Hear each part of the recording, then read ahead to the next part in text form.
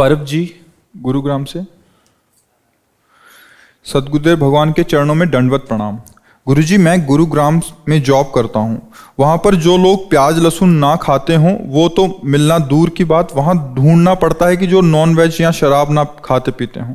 तो ऐसे समाज में रहकर ऑफिस या बाहर अंदर का काम करते हुए कई वस्तुओं का प्रयोग या स्पर्श करना पड़ता है। तो ऐसी परिस्थिति में पवित्रता का निर्वाह कैसे हो और भजन वृद्धि कैसे हो? गुरुग्राम लंका से ज़्यादा तो नहीं है ना। लंका में तो ऐसे ही जिंदा मनुष्यों को, ऋषि मुनियों को, गायों को ऐसे खा जाए जिंदा, ऐसे तांडव मचा हुआ था राक्षसों का। और उसमें भी विभीषण जी ने भक्ति की ना। भगवान कह रहे तुम सरीखे संत प्रिय मोरे, धरो देह नहीं आननी हो रे। हाँ, जो रही मुत्तम प्रकृति का कर शकत कुशंग, चंदन विष व्यापत नहीं लपटे रहत भुजंग। अगर आपको ऐसी ज़रूरत भी पड़े कि ये उठा के वहाँ रख देते हैं तो हम नौकर हैं, ये काम कर देते, ले हमारी उपासना से इसका कोई संबंध नहीं। ना हम खाएंगे और ना उसका कभी हम अंदर से आदर करेंगे। नौकर हैं, नौकर मान लो नौकरी कर रहे हैं, अर्थ प्राप्ति के लिए कोई भी कार्य कर रहे हैं। हो सकता है कि आपकी उपासना के विपरीत कार्य मिले।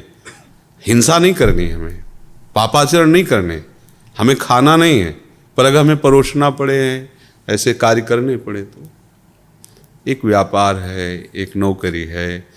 एक देखो, सदन जी महान भागवत थे और उनका जो कुल कर्म था मांस बेचना था, तो कसाई वाड़े से जाके मांस ले आते थे और तराजू में तौल तौल के हर समय भगवान नाम जप, हर समय भक्ति। तो कई ऐसे महापुरुषों के चरित्रों में देखा गया कि क्रियाएं जो हैं पर वो अपने भजन में। तो ऐसे कहीं भी रहो, अपनी निष्ठा से रहो। अभक्ष पदार्थ आप मत खाओ। अगर कहीं ऐसा अवसर पड़ता है कि भाई, तो उसमें भक्ति अंतर का विषय है, प्रभु से हम प्यार करते हैं। तो अब जैसे वहाँ बहुत ज़्यादा भक्ति का बाहरी प्रकाश करते तो विरोध हो जाता विभीषण जी का। बड़ी चतुराई से गुप्त ही भजन करते रहे अंदर। रावण के सामने उसकी, वो तो बड़े भाई भी था और राजा भी था, और ये प्रधानमंत्री थे श्री विभीषण जी। उत्तम सलाह देते, बहुत अपनी भक्ति को छुपा के रखते। तो जिनको जानना वो तो जान ही रहे थे ना प्रभु की कैसा भक्त। देखो प्रभु से मिल गए जाके। तो अपने को भक्ति का भाव अंतर सुरक्षित रखते हुए जो कार्य हमें पापाचरण में न रत करे, ऐसा कार्य हम कर सकते हैं। खान पान विभाग हम नहीं खाएंगे, पर अगर हमें सेवा करनी पड़ रही तो फिर, क्योंकि अब तुम कहो कि हमको केवल ऐसा ही कार्य मिले तो फिर बड़ा मुश्किल है। आज का आधुनिक समय है, पैसों की ही सारी की सारी बातें हैं। अगर आपको कुछ भी पानी भी पीना तो पैसे से ही पीना है। नहीं, पानी बिकने लगा। पहले गांव में जब कहते थे ना कि देखना एक समय आएगा पानी बिकेगा, तो हंसी लगती थी। पानी कोई बिकने की चीज़ ऐसा लगता था। अच्छा, उस समय जब दूध कोई बेचता था तो लगा कैसा आदमी दूध बेचता है, अरे गाय का दूध कहीं बेचने वाली चीज़ होती है कभी ऐसा। अब तो पानी बिक रहा है। अर्थ के बिना आपका जीवन ही शून्य माना जाएगा। अर्थ प्रधान समय आ गया है। तो जैसे बने वैसे परिवार का पोषण करो भगवत स्वरूप मान के। खुद गलत मत करो, गलत खाओ पियो मत, और आधा राधा अंदर से जपते रहो, आगे बढ़ते रहो। भक्ति छुपा के करो। अब ऐसा नहीं तो जहाँ विरोध करोगे तो घर में ही ऐसे हैं भाई। 4 भाई हैं तो एक भाई ठीक से चल रहा है, 3 भाई शराब पी रहे, मांस खा रहे हैं। अब क्या करें, उनसे लड़े क्या? उसे चाहिए कि अपनी भक्ति बचा के चुपचाप भजन करो। अपने अपने कर्म का फल सबको भोगना पड़ता है। को न काहू के सुख दुख कर दाता, निज कृत कर्म भोग सुन भ्राता। सब अपने यहाँ कर्म भूमि है। आप अपने खेत में जो बोएंगे वही आपको मिलेगा, वो जो बोएगा उसको मिलेगा। अब हम ऐसा तो नहीं कर सकते कि हम जो चाहते हैं वही सब करें, ऐसा नहीं हो सकता। हम जो चाहते हैं वो हम करें। हमारा कोई अनुगमन करना चाहता है तो मुझसे निवेदन कर देते कि हम ऐसे चलते हैं। हमारा जोर नहीं कि हम जैसा चाहें वो, ऐसा नहीं। भगवान का खेल है, माया है भगवान की। सब अपने अपने राग रंग में मस्त हैं। अगर कोई तुमसे पूछता है कि तुम बड़े आनंदित रहते हो, तो आप बता सकते हो कि हमने प्रियाजू का आश्रय लिया, प्रभु का आश्रय लिया है। गलत भोजन नहीं करते, गलत चेष्टाएं नहीं करते, नाम जप करते। भगवान की कृपा से हृदय शांत रहता है। अगर वो चलना चाहे तो उसे मार्ग भी बता दिया। हाँ, अपनी जबरदस्ती नहीं दिखानी, हम तो भक्त हैं, ऐसा यहाँ ऐसा नहीं हो सकता, नहीं ऐसा नहीं चलता। ये संसार है, अपने को छुपा करके भक्ति करो और अपने को सही रखो। बस अपने को सही रखने के लिए फिर ढिलाई मत करो। हम दूसरों को क्या संभाल सकते हैं, भगवान जाने जो जैसे चले। नहीं, तेरे भावे जो करे भलो बुरो संसार, नारायण तू बैठ के अपनो भवन बुहार। हमें भक्ति मिली अपने हृदय को निर्मल करने की। हाँ, कोई हमसे दोस्ती करता है, चलना चाहता है तो हम बता देते हैं, नहीं करता तो हम उसका विरोध भी नहीं करेंगे। आपका चयन किया हुआ मार्ग है, पसंद है, बाजार है। अब हम ये थोड़ी कि हमें जो पसंद हो वही सब कोई खरीदो, नहीं, बाजार है, आपको जो मना है सो आप खरीदो, हमें जो मना रहा सो हम खरीद रहे। समझ रहे ना। सुखवीर जी, श्री हरिवंश महाराज श्री, आपके श्री चरणों में मुझे अदम का कोटि कोटि प्रणाम। हे भगवान, मैं आपका सत्संग बहुत दिनों 3-4 साल से सुन रहा हूँ, जिसका जीवन में बहुत बदलाव भी हुआ है। गुरुदेव, मैं अभी कहीं से दीक्षित नहीं हूँ, पर सीताराम नाम जप करता हूँ। क्या बिना दीक्षा से इस नाम से मेरा कल्याण हो जाएगा? विश्वास करो, नाम से सब कल्याण हो जाता है। नाम महामहिम है। नाम में तुम रति करो, अगर नाम ही को जरूरत होगी तुम्हें दीक्षा दिलाएं तो तुम्हारी बुद्धि बदल देगा। कई बार सत्संग में कहा, नाम का फल है सच्चे सदगुरुदेव की प्राप्ति होना, और सदगुरुदेव प्रदत्त नाम का फल है इष्ट में प्रेम हो जाना। तो नाम जप कर रहे हो, मार्ग में हो, भगवान अगर कृपा करेंगे तो मार्ग मिल जाएगा। हाँ। एक के सिन्हा, श्री सदगुरुदेव भगवान के चरणों में कोटि कोटि प्रणाम। भगवान, मैं बहुत नीच और अधम हूँ, मुझ पर कृपा करें। प्रभु, मेरे साथ मेरे शरीर की धर्मपत्नी भी आई है। हम दोनों का शरीर क्रमशः रेल ड्राइवर तथा शिक्षिका के रूप में कार्यरत है। हम दोनों संत मत से दीक्षित हैं। समस्त गुरुदेव मेरे ईश्वर ही हैं, ऐसा भाव गुरु कृपा से है। अतः आप कृपा करें कि प्रभु हम दोनों नौकरी छोड़कर वृंदावन वास करें। अब प्रभु कुछ नहीं चाहिए, सिर्फ आप चाहिए। बहुत अच्छी बुद्धि काम कर रही है। अब देख लो, आपका परिवार निर्वाह हो जाए, वृंदावन वास, तो अब आर्थिक बाहुल्य समय है कि आप यहाँ एक कमरा ले सको, और इतना अर्थ हो कि आप उसके ब्याज आदि से, या हमें लगता है ऐसी नौकरी होगी पेंशन आदि मिलती है क्या, तो बढ़िया, फिर क्या, छोड़ो वृंदावन। पेंशन का समय हो गया है? 5.5 साल नौकरी हो गया, तो इसमें पेंशन मिल जाती है? हाँ, तो बढ़िया, छोड़ो, फिर क्या है। नहीं मिलेगा उसको छोड़ा देंगे। ठीक है, बिल्कुल। जीवन का परम लाभ भगवत प्राप्ति है। यदि ऐसा कर सको तो आपके ऊपर विशेष कृपा है। जी, आपका साल से प्रवचन सुनकर जी जी, तो हम वही करते रहे। गाड़ी चलाते चलाते, पैसेंजर गाड़ी चलाते हैं जी, चलाते चलाते वही तेरे आपको यहाँ 2 बार आ चुके, दूसरा बार 1 बार और जून में आए जी। हाँ, बहुत सुंदर। आप आए, आप धीरे से अपनी वो व्यवस्था कर लीजिए, आ जाइए, वृंदावन वास कीजिए, सत्संग सुनिए, नाम जप कीजिए। जीवन कुछ नहीं है, बेटी है शरीर का, उसका शादी हो जाएगा बस। हाँ, पूर्णिमा पांडे जी, जय श्री राधा वल्लभ, जय श्री हित हरिवंश। महाराज जी, सादर प्रणाम। आज आपके दर्शन करके लगता है मानो साक्षात प्रिया प्रीतम के दर्शन हो गए। महाराज जी, मेरा और मेरे माता पिता का एक समाधान कर दीजिए। मैं विरक्त जीवन यापन करना चाहती हूँ, परंतु मेरे माता पिता मुझे विवाह और गृहस्थ जीवन के लिए बोल रहे हैं, परंतु विरक्त जीवन के लिए बात यह है कि माता पिता का जो धर्म है वो अपने धर्म से ही चल रहे हैं। आप तो भगवत मार्ग में, इसलिए प्रणाम है आपकी भावना को। पर आज का जो समय है ना, बच्चे अपने माता पिता की अवहेलना कर रहे हैं, ये बिल्कुल ठीक नहीं। ये हम आपको लेके नहीं बोल रहे, पर बच्चे जो माता पिता की अवहेलना कर रहे हैं तो उनकी दुर्गति भी हो रही है। एक भी बात माता पिता की ना मानकर इधर उधर गंदे आचरणों तो काट के फेंक दिए, जला दिए गए, मार दिए गए। संसार स्वार्थी है, वो माता पिता जैसा प्यार नहीं करता। माता पिता अंदर से चाहते हैं मेरा बच्चा सुखी रहे, जीवन भर सुखी रहे। हाँ, अब जैसे आपकी परमार्थ की बात है, अब हम आपका पक्ष लेंगे कि यदि आपको ब्याह नहीं रुचता तो मत कीजिए, पर आप माता पिता के अनुकूल रहिए, माता पिता की नज़र में रहिए, माता पिता के साथ रहिए। क्योंकि स्त्री शरीर में मतलब बहुत सुव्यवस्था की आवश्यकता है। ये जो हम लोग असावधान, जैसे 100 का नोट या 5,000 का जो भी चलते हो नोट, 2,000 आप इसे रोड में छोड़ दीजिए, कोई ऐसा नहीं जिसका मन न चल जाए, क्योंकि वो संपत्ति दिखाई देती है। ऐसे शास्त्रों ने कहा है कि आकर्षणकारी जो भी हमारे, जैसे सोना चांदी रुपया पैसा खान पान, ये सब सामग्री आकर्षणकारी है, ऐसे शरीर भी परस्पर आकर्षणकारी। तो मुझे शास्त्र सम्मत बात ये लगती है कि बच्चों को सदैव अपने बड़ों के शासन में रहना चाहिए। अगर वो शासन नहीं स्वीकार करेंगे तो अभी बच्चे हैं, वो प्रमाद स्थिति में ऐसे गलत काम कर बैठेंगे जिनका उनको जीवन में बहुत बड़ा दंड भोगना पड़ेगा। आजकल के बच्चे इस बातों को समझ नहीं रहे, आधुनिकता को स्वीकार कर रहे हैं, माता पिता को, तो अब माता पिता क्या करें, शांत हो जाते हैं। आपका तो भागवतिक मार्ग है, हम आपको नहीं करें, पर प्रायः माता पिता के विरुद्ध आचरण बच्चे कर रहे हैं, बिल्कुल ठीक नहीं है। कोई भी ऐसे कोई राक्षसी प्रवृत्ति के माता पिता होंगे जो अपने बच्चों का अहित करें, नहीं तो प्रायः माता पिता का भाव यही रहता है कि हमारी सोच रहती कि हम ये चीज़ खेलें, लेकिन उनको लगता है इसके खेलने में नष्ट हो जाएगा, ठीक नहीं है। तो माता पिता का आदर करें।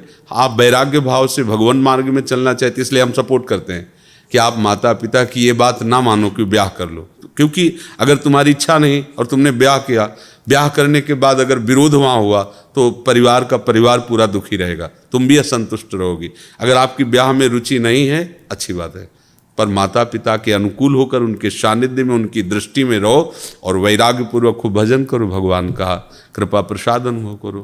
पर आज का समय जो है थोड़ा सावधानी का है। हम अपने उन्माद में, वासना के उन्माद में समझ नहीं पाते और ऐसे लोगों से मित्रता कर बैठते हैं जो केवल हमारे शोषण के सिवा और कुछ, उनके अंदर कोई प्यार नहीं, कोई समाज। तभी तो समाचारों में नहीं आता भाई आज यहाँ ऐसा हुआ, वहाँ मार के फेंक दिया, वहाँ कोई प्यार करता है? कौन प्यार जानता है? हमारी चमड़ी को देखकर, हमारे शरीर को देखकर भले प्यार करे, कोई हमसे प्यार करेगा? माता पिता, क्योंकि उनको लगता है ना मेरा बच्चा है। अब वो डांट रहे हैं कि तुम ये जो गलत कर ठीक नहीं है, उनका हृदय जल रहा है, पर वो बच्चा उन्माद के कारण नहीं समझ रहा, फिर परेशान हो जाता है। तो मुझे लगता है कि सब बच्चों को चाहिए कि अपने गुरुजनों की, बड़े जनों की आज्ञा का पालन करें। हाँ, जैसे आपका बात है तो आपका भाव उत्तम है, पवित्र है, इसलिए हम आपकी इस बात, अगर ब्याह नहीं करना चाहते तो माता पिता को भी जोर नहीं देना चाहिए, इसलिए कि आपने करवा दिया ब्याह। क्योंकि माता पिता को एक होता है कि समाज में होगी कि इज्जत की बात है ना, लड़की जवान बैठी ब्याह ही नहीं कर रहे, वो लोक व्यवहार के, लेकिन उसकी रुचि नहीं तो फिर वहाँ जा कर के द्वंद्व खड़ा हो जाएगा ना। उसकी भोगों में रुचि नहीं है, पति में रुचि नहीं, और सामने वाला जो पति बनेगा वो इसीलिए बनेगा कि हमारा गृहस्थ धर्म चले, तो झगड़ा होगा, तुमको भी असंतुष्टता होगी, उसको भी असंतुष्टता होगी। तो इसलिए अगर वास्तविक रुचि नहीं है, ऐसा जीवन में निर्णय कि मैं किसी पुरुष की तरफ काम भाव से नहीं देखूंगी, तो ठीक है, भगवत आराधन करते हुए माता पिता के सानिध्य में रहो, उनके अनुकूल रहो, उनके शासन में रहो, बढ़िया रहेगा। भजन करो, भजन करने के लिए तो मनुष्य जन्म मिला है। पुरुष नपुंसक नारीवा जीव चराचर कोय, सर्वभाव भज कपट तज मोहि परम प्रिय सोय। तो ऐसा है। तो महाराज जी, माता पिता की शरीर के बाद फिर उस साधक का क्या होगा? वो कैसे अपना जीवन किसके सानिध्य में भगवान के साथ, भगवान के साथ समझो, भगवान का सानिध्य। मीरा जी के पति भी पधार गए और देवर ऐसा भारी विरोध, निकल पड़ी। कोई जिंदगी में कहीं भी अगर आपने सुना हो कि मीरा जी को किसी ने काम भाव से टच किया है तो हमें बता देना। गिरधर का छत्र छाया कृपा का बना रहता, कोई ऐसे थोड़ी सीम की चाप सके को तासु बड़ रखवार रमापति जासु। ऐसा नहीं कि ये नहीं कि मतलब स्त्री शरीर तो कोई भी शोषण कर सकता है, सबका शासन करने वाला काल का भी महाकाल प्रभु है, ऐसा नहीं। एक से एक महान साध्वियाँ हुई। आप रसिक अनन्य माल पढ़े हो? गंगा यमुना बाई कर्मठी बाई कर्म, एक से एक महान। तो जो गंगा यमुना बाइयों में थी, इतनी सुंदर थी और नवयुवती ब्रह्मचारिणी। अच्छा, गरीबी से यहाँ वृंदावन में वास उस समय, तो वस्त्र भी ऐसे मलिन वस्त्र, वो स्नान करके यमुना जल लेकर ठाकुर सेवा के लिए अपनी कुटिया के लिए जा रही थी। वो हसन बेग सो क्या, अजीज बेग क्या नाम था उसका, अकबर सम्राट का भांजा था, तो वो आया हुआ था दौड़े पे अपने राजसीले। उसने देखा इतनी सुंदर नारी और ऐसे रह रही। सैनिकों से, मतलब जो उनके सलाहकार थे, उनसे कहा कि ऐसे इतनी सुंदर चूंकि भागवतिक सुंदरता होती है ना, और ब्रह्मचारिणी और भजन परायण, तो तेज था। बोले इतनी सुंदर और ऐसे रह रही अव्यवस्था में, इनको लाओ ना हमारी सेवा में। बोले सरकार ये आपकी सेवा में आने वाली नहीं है, ये भजन करने वाली विरक्त जन है, अर्थात ये किसी प्रलोभन से नहीं है। और उसका मन बिगड़ गया उनको देख करके। अब महल में गया तो उसने 2 वेश्याएं बुलाई और कहा जितना धन चाहोगे देंगे, उनको यहाँ ले आओ। अब बाई जी को अगर प्रभावित कोई कर सकता है तो भगवत चर्चा, वो बड़ी चतुर थी वेश्याएं, आई और ठाकुर जी की चर्चा करना और सुनना और प्रणाम न, अब रोज आने लगी। अब जब रोज आ पाओ तो एक परिचय हो जाएगा, फिर 2 दिन 4 दिन एकदम गोल हो जाओ, फिर आ पाओ तो क्या आपका स्वास्थ्य खराब था, क्या आप क्यों नहीं? ऐसे ही उन्होंने किया। तो उन्होंने पूछा कि आपका स्वास्थ्य खराब था, आप क्यों नहीं आई? तो उन्होंने कहा कि हमारे यहाँ एक बहुत बड़े संत आए हुए हैं, हम उनकी सेवा में थी और मुझे लगता है आपको भी दर्शन करना चाहिए। पहले उनका नहीं, सब संतों की कृपा से भजन चल रहा है वृंदावन से जाने। बोले नहीं, मथुरा पास ही तो हम लिवा चलेंगे, बहुत सुंदर चर्चा होती है भगवत चर्चा, और आप चलो, आप देखो प्रसन्न हो जाओगे, मेरी मित्रता के कारण चलो। तो संत हृदय उनका स्वीकृति दे दी। नई अवस्था थी, भजन में डूबी हुई। जी गई तो महल में बताया कि यहाँ, तो उनको लगा कि संत का महल और झोपड़ी से बराबर रहता है, जहाँ प्रभु रख दें, जैसे तो शायद होंगे धनी मानी जन, उनका आदर करके अंदर रख ले। जो ये अंदर हुई तो बाहर से साकल लगा दी, और अंदर जब प्रयोग किया तो देखा वही उनका भांजा खड़ा हुआ था। दृष्टि देखते, काम की दृष्टि और सामान्य दृष्टि में अंतर होता है। माताओं बहनों में इतनी विवेक शक्ति होती है, एक दृष्टि में पहचान लेंगे गंदी दृष्टि से देख रहा है या अच्छी दृष्टि से देख रहा है।